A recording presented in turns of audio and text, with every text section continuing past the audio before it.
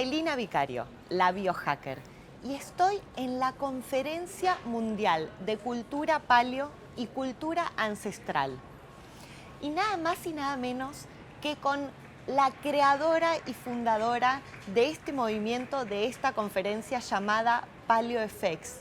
Ella es Michelle Norris y vamos a conversar sobre cultura paleo, cultura ancestral, con unos tips interesantísimos para aplicar en nuestra vida diaria desde el momento cero. Michelle, thank you so much for being today with us. Oh, thank you for having me. I appreciate it. So, Michelle, how would you define the paleo culture? The paleo culture, well, I define paleo as more of a lifestyle. So yes, it's definitely a culture. And what I would say is that it's about removing toxins from your life. And I'm not talking about just the toxins that are in our food, but we're talking about the toxins that are in our environment. And that can be the toxins that we put on our bodies. The average woman puts 78 toxic chemicals on her body every day. So we want to do away with that. The toxic chemicals that we clean our houses with, we need to do away with that. Some of the toxic things that are out in the environment. Then we're talking toxic thoughts. We have really toxic thoughts for ourselves sometimes and for others. And then there's toxic people. And so you want to eliminate all the toxins from your life that you can, and that's really what paleo is about. This is amazing, Michelle, because some people say, oh, maybe if I want to have a healthier lifestyle, I have to buy things, I have to use money. But the first step, as you're saying, is no, the first step you can take is eliminating the things that are making you unhealthy. So what are the tips that you can recommend people to improve their health that they can start doing right away? You already mentioned, like, be mindful of what you're putting in your house, in your body, and in your mind. Right. What other things can people do when they wake up tomorrow, for example? The first thing that they can do is drink more water. That's number one. Drink a lot more water, a lot less added sugars in the foods that you take.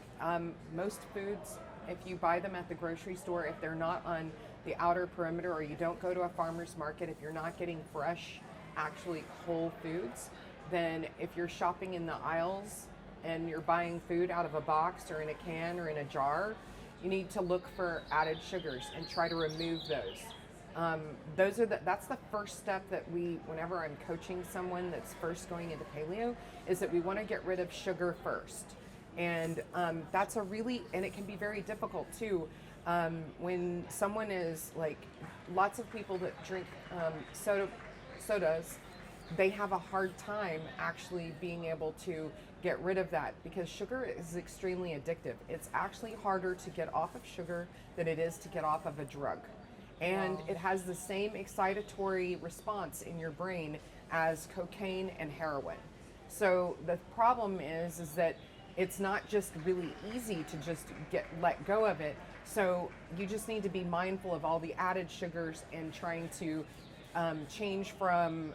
So there's really good options for switching over from soda waters and stuff. I don't know if you have Coke in your country and the Pepsi and all of those things, and if you do, then you want to go away from those and go to a more natural soda. I don't know if you have Zevia, but Zevia is a great option because it doesn't have sugar. It has stevia in it, which is a natural sweetener. So you want to switch to those things and start just making every day. Just make the best choices that you can at every time. And the thing is that it's never going to be perfect, and that's okay. We need to be happy with the good, so we don't let the perfect get in the way of the good. And so you make the best choices that you possibly can.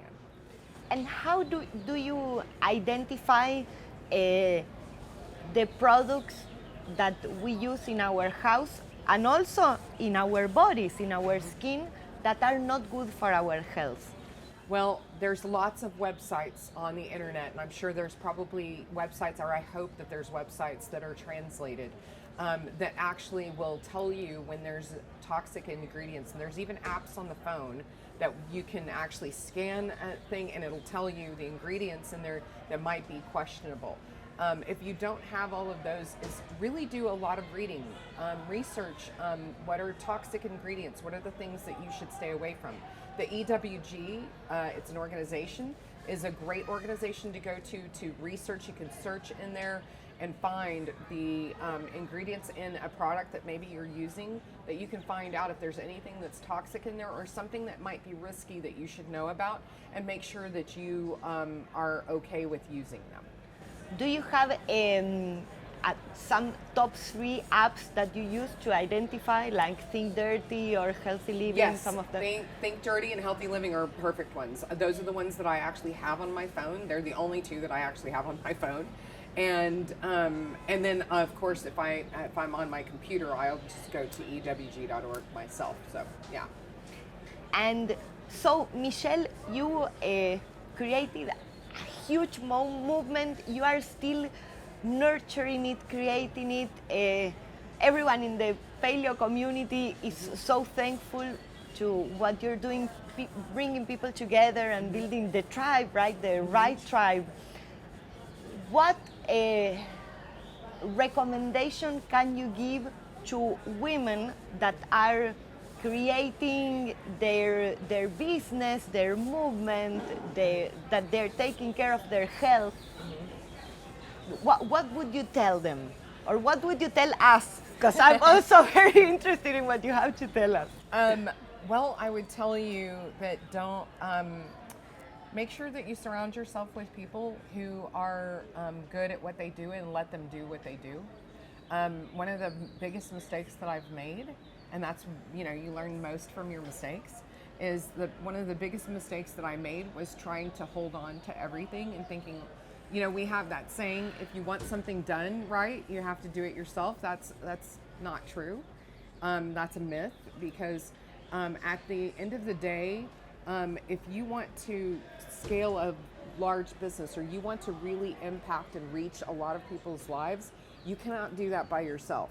And so the only way that you can do it is if you have a great team and you let them own what they do and you stay out of their way.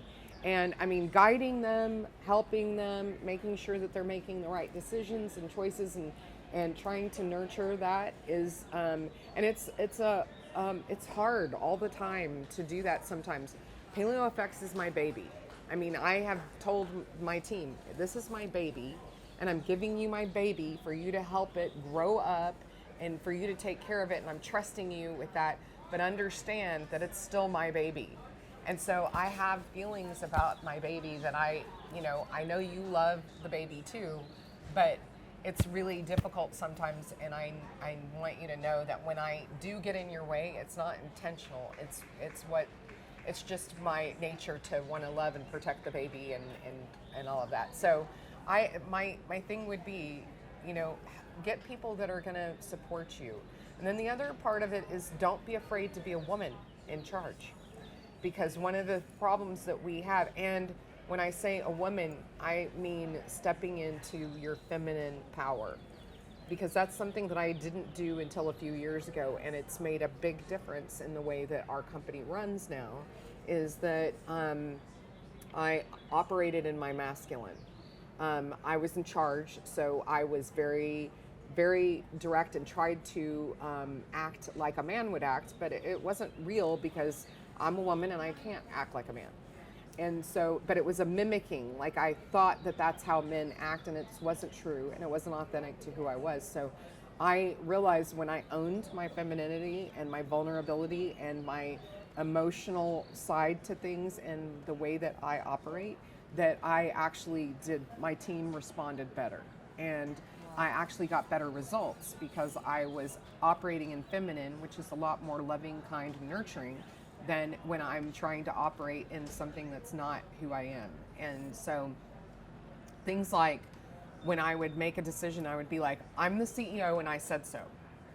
And that's not where people feel like they have any kind of buy-in to what you're doing, and they don't feel like they have a place, and they don't feel like they have any ownership in what you're doing, if you are always the one that says, I'm the CEO, I say so, that's it.